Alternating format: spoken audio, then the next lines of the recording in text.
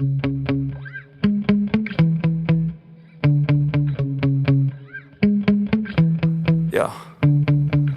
Sometimes I get so mad, there's no controlling me. My thoughts get so bad, I'm like... Part 1. 1. You are going to hear a conversation between a student and an academic advisor. First, you have some time to look at questions 1 to 4.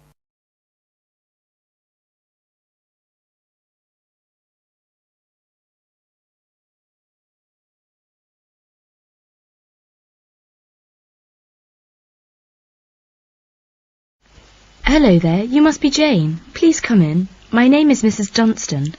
Hello, Mrs. Dunstan. Pleased to meet you.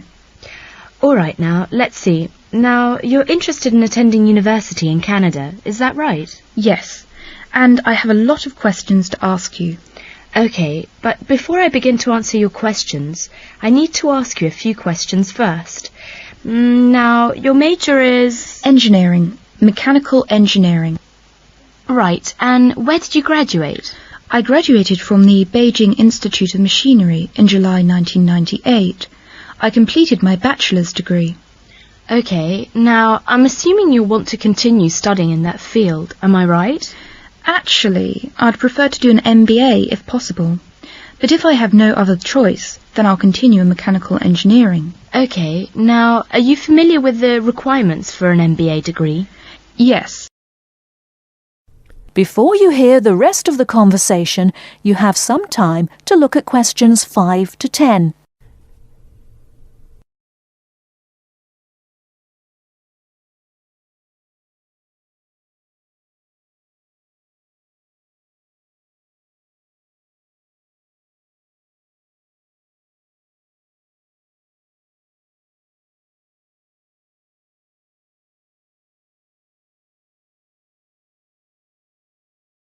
Now listen and answer questions 5 to 10. I think I need to do well on the GMAT, and I'll definitely need the TOEFL or IELTS, right? That's right. You'll need at least 600 on the TOEFL or 6.5 on IELTS. In addition, you need to have completed a bachelor's degree too. Did you take the GMAT yet? No, but I plan to take it in August. The requirements for a master's degree in engineering are a little different. You'll need to take the GRE and of course the TOEFL or IELTS. I see. And when do I start to apply? The best time to start the application process is in November or December of the year prior to your intended year of study. Application forms are usually available in September or October. Which schools in Canada offer the MBA degree? Of the approximately 50 universities in Canada, 20 offer an MBA. Here's a small booklet summarising Canadian university programmes. You'll find all the information on page 22. Great. Thanks. And how about tuition and scholarships? Tuition for MBA programmes has been steadily increasing. Some universities now charge the full tuition, meaning that there is no government subsidy.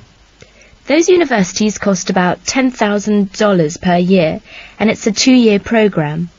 Other universities are still government subsidised, so the tuition is only about $4,500 per year. In terms of scholarships, usually the top 5 students entering the MBA programme are given a generous scholarship. All other students have to pay the full fees. International students have to pay the full tuition, that's $10,000 per year. Oh, is it very difficult to get into an MBA programme? Yes, in fact, the competition is very strong. MBA graduates have a pretty easy time finding a job, so many students are eager to do the programme thinking it will guarantee them success in their careers. Well, it sure does sound like an excellent way to start a promising future. What is the school year like? Classes begin in September each year and finish before Christmas. They resume after New Year and finish at the end of April. And after April? Why, that's your summer holiday. Sounds great. I want to thank you, Mrs. Dustin, for all your help. I really do appreciate it. You're very welcome. And if you have any other questions, please feel free to contact me. You know my number, right? I sure do. Thanks very much. Goodbye.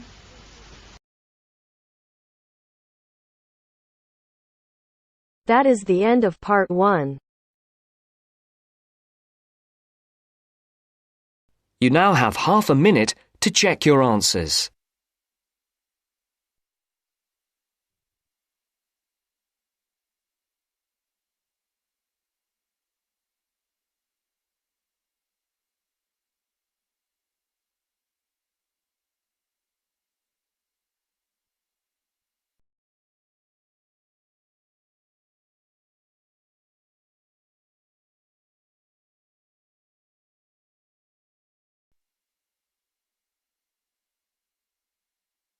Now turns to part 2.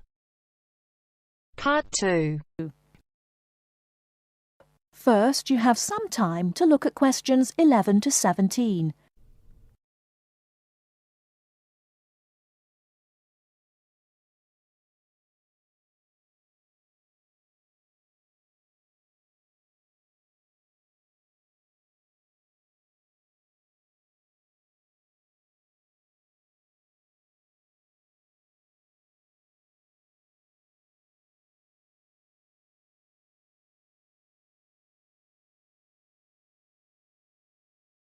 Now, listen carefully and answer questions 11 to 17. Hello, Clark's Cycle Hire. My name's Keith. How can I help you? Oh, hello. I saw your ad in the local paper, and as I'm thinking of doing some cycling, I'm wondering what kinds of bike you have and what your prices are like. Well, we hire out two main types of machine, touring and mountain bikes. Are you likely to be riding off-road, do you think? No, I'll probably be sticking to roads and country lanes, so a touring bike would be best, I think. Right, well, the rate will be £50 for a week or £14 per day. So it's a lot cheaper to rent by the week. Yes, definitely. Though it's important to bring the bike back on time. Otherwise, I'm afraid we have to charge a late return fee. And how much is that? For each additional hour, it's £1.25. So if you were a day late, it would cost another £30. Yes, that's right. I'd make sure I didn't do that then. I should also point out there's a deposit which you get back when you return the bicycle. In good condition, of course. On touring models, it's £60. Is there anything else I'd have to pay? No, that's it. Though if you're planning to ride fairly long distances, you might like to have one or two accessories. Such as? Well, for another £5, we can supply lightweight bags, either panniers or the handlebar sort. It's amazing how much they can carry, and the way they're designed means they don't get in the way when you're riding. Well, I'll see. But what about essential things like a pump and a repair kit? I wouldn't have to pay extra for those, would I? No, there's no charge for things like that. Or for a lock. It's a good strong one too. Just make sure you don't lose the key. That reminds me, what about insurance? What happens if someone steals the bike, in spite of the wonderful lock? Didn't I mention that? Oh, I should have told you that's included in the rental too. And it covers everything, does it? It covers you against theft of the bike, yes, as long as it's securely locked at the time. You'd have to pay part of any individual claim, though. How much? If the bike was stolen and not recovered, you'd be liable for the first £100. So, if I do go ahead and rent one, how do I pay? By cheque or would it have to be cash? Neither, I'm afraid. We can only accept credit card bookings. Otherwise, we'd have to ask our customers for the full value of the machine as a deposit. I've got a Visa in my name. Would that be okay? Sure. Before you hear the rest of the talk, you have some time to look at questions 18 to 20.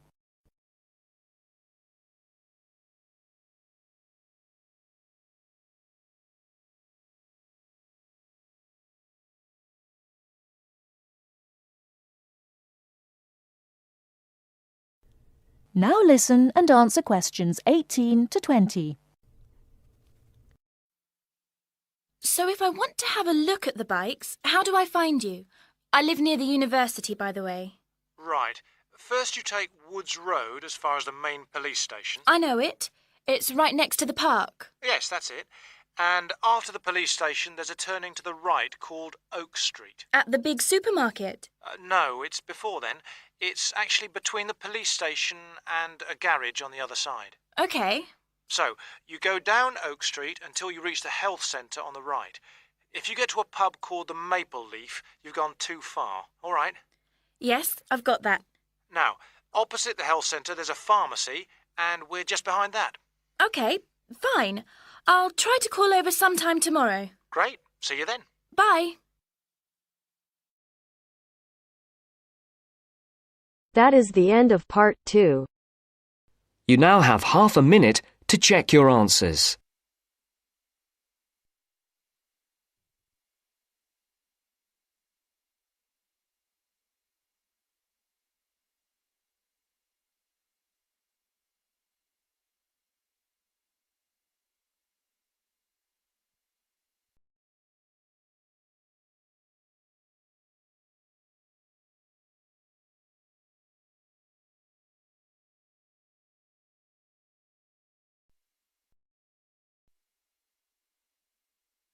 Now turns to part 3. Part 3. You'll hear an interview on job application. First, you have some time to look at questions 21 to 25.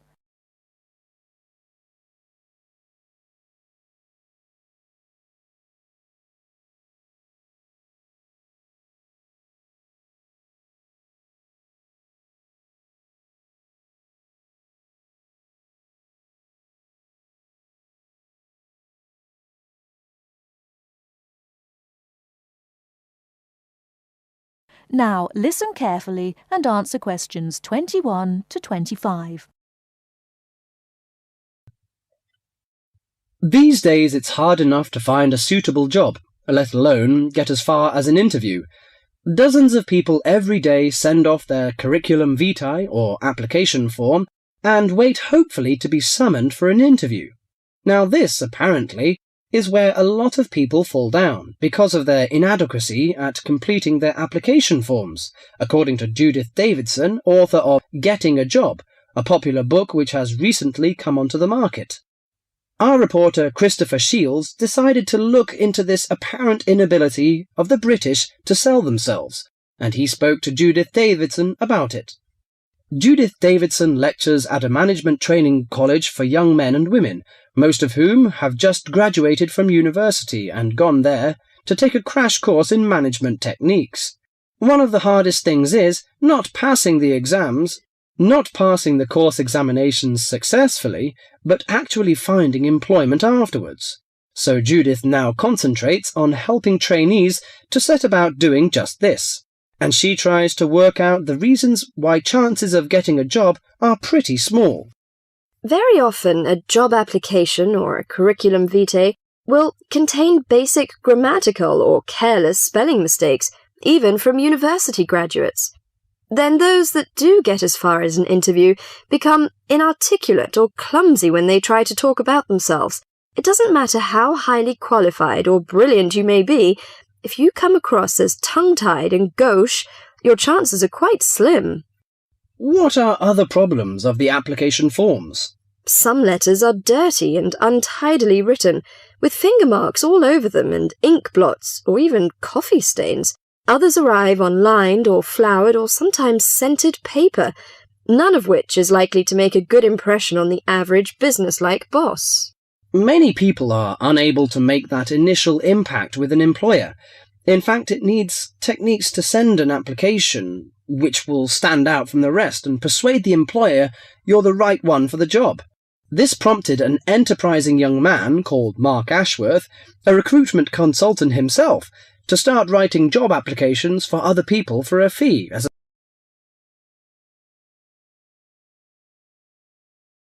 Before you hear the rest of the talk, you have some time to look at questions 26 to 30.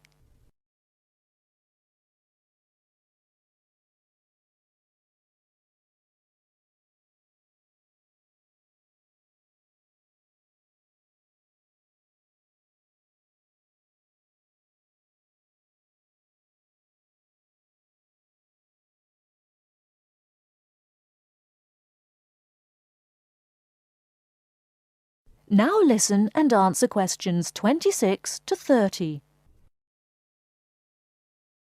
He told me he got the idea in America, where it's already big business, and in the last few months alone he's written over 35 CVs. He feels that 80% of job applications received by personnel managers are inadequate in some way. Well, yes, many people simply can't cope with grammar and spelling and don't know what to put in or leave out. Sometimes people condense their work experience so much that a future employer doesn't know enough about him. Then, on the other hand, some people go too far the other way. To give you an example, one CV I once received in my recruiting role was getting on for 30 pages long. Mark has an initial interview with all his clients in which he tries to make them think about their motivation. He can often exploit these experiences in the CV he writes for them and shows that they have been valuable preparation for the job now sought.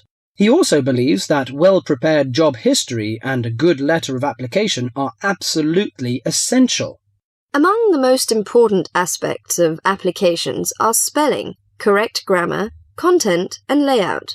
A new boss will probably also be impressed with a good reference or a letter of commendation written by a former employer. The type of CV I aim to produce depends largely on the kind of job being applied for. They don't always have to be slick or highly sophisticated, but in certain cases this does help. Judith Davidson thought very much along the same lines as Mark. In her opinion, one of the most important aspects of job applications was that they should be easy to read. Many applicants send in letters and forms which are virtually unreadable. The essence of handwritten application is that they should be neat, legible, and the spelling should be accurate. I stress handwritten because most employers want a sample of their future employees' writing. Many believe this gives some indication of the character of the person who wrote it.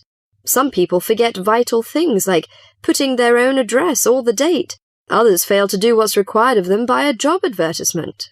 Judith believes that job seekers should always send an accompanying letter along with their application forms, stating clearly why their qualifications make them suitable for the vacancy. Personal details have no place in letters of application.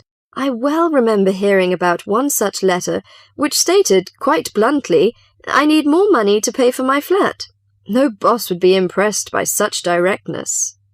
She added that the art of applying for jobs successfully was having to be learnt by more and more people these days, with the current unemployment situation.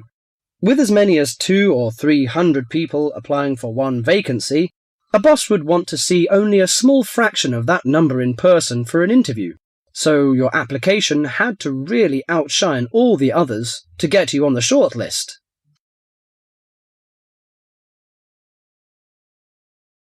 That is the end of part 3. You now have half a minute to check your answers.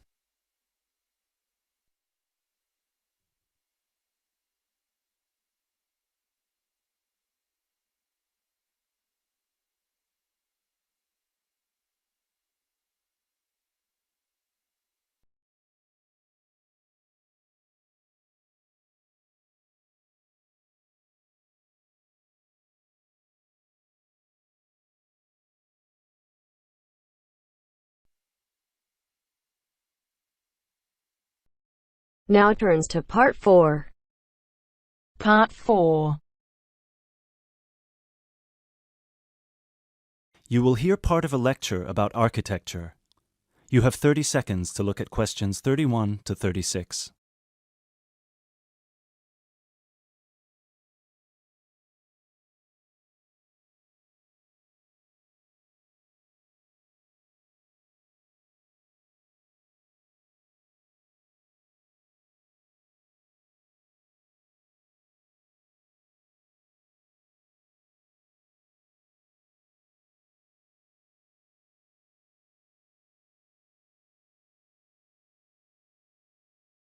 During today's seminar, we will be looking at English Gothic architecture and its origins with a specific case study of Wells Cathedral in England. The Gothic style was initially brought over to England from France. This was at a period of time in which England was ruled from France by the Normans, starting with William the Conqueror, who first defeated the English army at the Battle of Hastings on October 14th, 1066. After 1072, when some smaller rebellions in northern England had been defeated, the Normans gained complete control of the English monarchy, which they controlled until 1154. The peace that ensued in England had a large impact on many aspects of daily life. Thousands of French words entered the English language for the first time, such as beef, fruit, city, and hour. French ideas and styles, like Gothic, also began to flow across the Channel to England too, examples of which can still be seen in the architecture of many listed buildings. A listed building is one that is protected from alteration or demolition because of its historical or stylistic importance. One such building is Wells Cathedral. Construction on Wells Cathedral began in 1175, at a time when Gothic architecture as a style was in its infancy. As a result, it is one of the first entirely Gothic buildings ever constructed. From the first designs to the date it was completed in 1490, Gothic architecture flourished in England. Therefore, later additions to the building were still influenced by this Gothic style, rather than by later architectural styles such as Tudor architecture. Older cathedrals in England would have initially been influenced by Romanesque architecture, alternatively known as Norman architecture in England. As the former name suggests, Romanesque was a building style based on the skills passed on to various areas of Europe by the Romans. When the Western Roman Empire collapsed in the 5th century, these methods were retained by Rome's former colonies and developed further. One such Roman gift to the Romanesque architects was the round arch, also known as the true arch.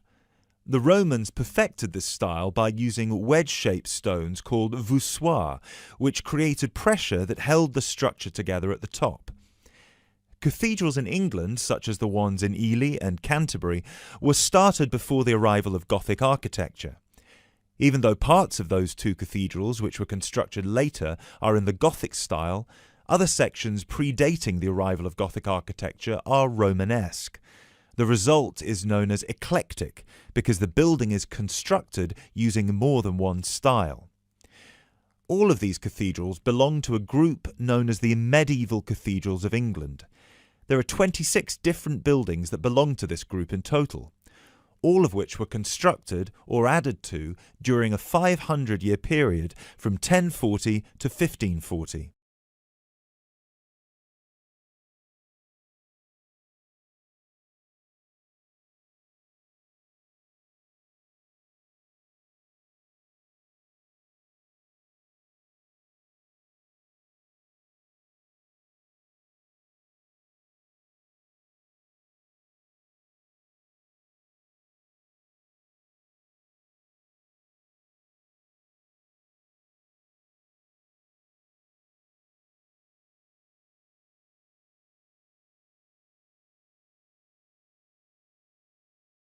The transition from Romanesque to Gothic began in 1144 at the Abbey Church of Saint-Denis on the edge of Paris. It was here that a Benedictine abbot by the name of Suger had just completed his plan to rebuild the Basilica of Saint-Denis in a new style through which he believed the dull mind rises to truth through that which is material. This refers to one architectural feature in particular: high, rib-vault ceilings, which created much more space inside the cathedral and were designed to draw the attention of people up towards heaven. This design feature also allowed whole walls of the cathedral to be transformed by colourful stained glass. Work started on Wells Cathedral soon afterwards, greatly inspired by Abbot Suger's work. Planned in the crucifix style with the head pointing east and foot pointing west, the cathedral is 126 metres long and the nave is 20 metres high. This is quite low compared to some of the bigger cathedrals elsewhere. Use of tracery, lancet windows and mullions are all characteristic of English Gothic architecture. Whilst examples of all three of these architectural elements can be found at Wells, the lancet windows have no tracery at all, which was more common in early English Gothic architecture before advances were made in the use of mullions and tracery with glass.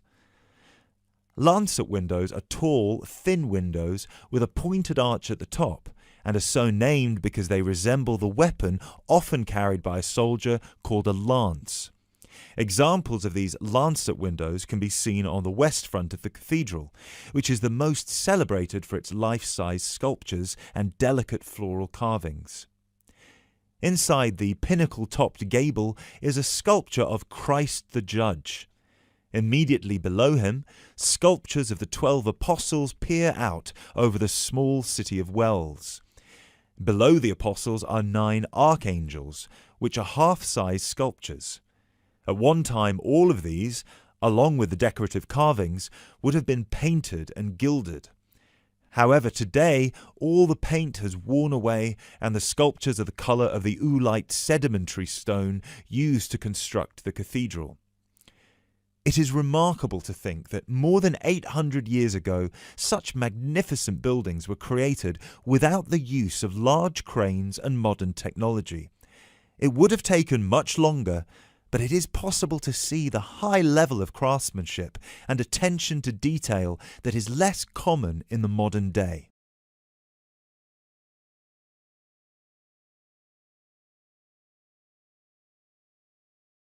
That is the end of part 4. You now have half a minute to check your answers.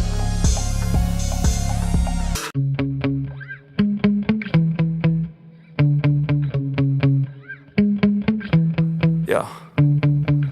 Sometimes I get so mad, there's no controlling me. My thoughts get so bad, I'm like, I might grab a bat, I don't know. My wrath, my blood boils over like, oh God, here goes. I lost all feeling from my head to my toes. You said some shit that I can't let go, so just stay tuned for the rest of the show. So have you ever felt betrayed? Switches how you see. Hello everyone, welcome to Team IELTS Stream. I'm RP. You are watching the IELTS Listening Test channel. I'm super excited to announce that on your demand we have started a series of writing task 1 and writing task 2. And today I'm going to explain how to write effective writing task 1, and this is process. This is very important, and sometimes the main difference between writing process and other other bar graph, line graph or other task 1 is that we have to write each and every detail in process. We don't have to miss a single stage. So this is all about this one, and let's get started without wasting your time. If your dream is to achieve 8+, this video is for you. So watch my full video and you will get load of things how to write effective process, effective diagram. Okay, that's it as topic. Diagram below shows how avocado oil is extracted. Okay, it's taken out, it means it's extracted. Okay, here you can see there are process here. Lot of avocado here you can see these are fresh avocados. Here we can see rotten fruit, and then rotten fruit are sent by vehicles. Here we can see orchard. Okay, then fresh fruits are sent into the washer over here, and then after being washed they are over here crushed. Over here they are sent to crusher to crush, and after byproduct there are seeds and skins. Over here again they are sent to orchard, and there's some blender also we can see over here, and there are 2 stages of centrifuge. Centrifuge means is given over here. Centrifuge is machine that spins fast and separates liquids from solids. So that is given over here. This is centrifuge stage number 1, and this is stage number 2, centrifuge. Centrifuge, it means machine that spins fast and separates liquids from solids. Here you can see the maximum temperature, and here you can see how filter is used and clarified oil also, and this you can see dispenser and ready to use. Dispenser you can see. So I think I had an overlook. It would be easy now to understand for you. So are you ready? Here we go. The given flow chart describes the process of oil extraction from avocados. This is how I have written introduction. The given flow chart or rendered flow chart describes the process of oil extraction from avocados. Avocados is name of some fruit. Okay, and it's time to write overview. Overall, it is noticeable. It's nice way to start your overview, writing your overview. Overall, it is noticeable that process constitutes of mainly three stages. Constitutes of, it means is made of mainly three stages. Mean there are mainly major three stages or major three distinct stages. One is collection of avocados. Here we can see collection of avocados. Second one is separation of waste. Separation of waste. Here we can see separation of waste. And process culminates with filtration of oil. Here we can see filtration of oil. So there are three main stages over here. Okay, this is how I have written main body paragraph 1. Initially, this is nice way to start. Avocados are collected in huge amount. Here we can see avocados are collected in huge amount. And then rotten avocados are separated by the workers. Here we can see rotten fruit, means rotten avocados are separated or get separated by the workers from where those decayed fruit or rotten fruit or decayed fruit are sent to the orchard. Here we can see means some vehicle is used and here is orchard, they sent to the orchard. Afterward is linking word. It's very nice way to start. Means something else, means some other things, something other we want to start writing something other, like afterward, or we can say then. Afterward, fresh avocados are washed in a washer. Here you can see washer. So they are washed in the washer and they undergo from crushing in crusher machine. They undergo from crushing in crusher machine. So here we can see crusher and is crushing machine, and here we can see blender. The byproduct of avocado such as seeds and peels are then sent to orchard. Again here you can see byproduct means seeds and skins, they are again sent to orchard. And the remaining avocados go into the blender. Remaining avocados, here we can see the blender, the remaining avocados, they are sent to, they go into the blender. Okay, this is how I have written main body paragraph 2. Subsequently, this is very nice cohesive devices to use. Subsequently mean after that. So in spite of after that, and then you can write, you can use subsequently. It's nice cohesive device, nice connector to use. Blended avocado are sent to stage 1 centrifuge. So here you can see stage 1 centrifuge. So blended avocados, there are blended avocados, blended avocados are sent to stage 1 centrifuge where the solid material and liquid get separated at temperature of 45 to 50 degrees Celsius. Here you can see temperature of 45 to 50 degrees Celsius. Consequently, solid waste is produced which is then transported to orchard. Solid, here you can see solid waste, and again solid waste is sent to orchard again. At stage 2 centrifuge, here you can see stage 2 centrifuge. Stage 2 centrifuge, oil and water get disassociated and oil undergoes from filtration with facilitation of filter. Here you can see filter, facilitation of filter, and this is stage 2, this is centrifuge. And finally the clarified oil is being poured into clarified oil. You can see clarified oil is being poured into the dispenser. Here you can see the dispenser, last one dispenser, and is ready to use. And this clarified oil is ready to use. It means now how this oil is extracted, avocado oil is extracted. This is the full process. So I think this video would be really helpful for you. Thank you so much for watching my full video. And this is the end of the video, but don't forget to subscribe our channel, like, comment, and please press the bell icon so that you can get notification of every new video. Bye bye for now. See you in my next lesson.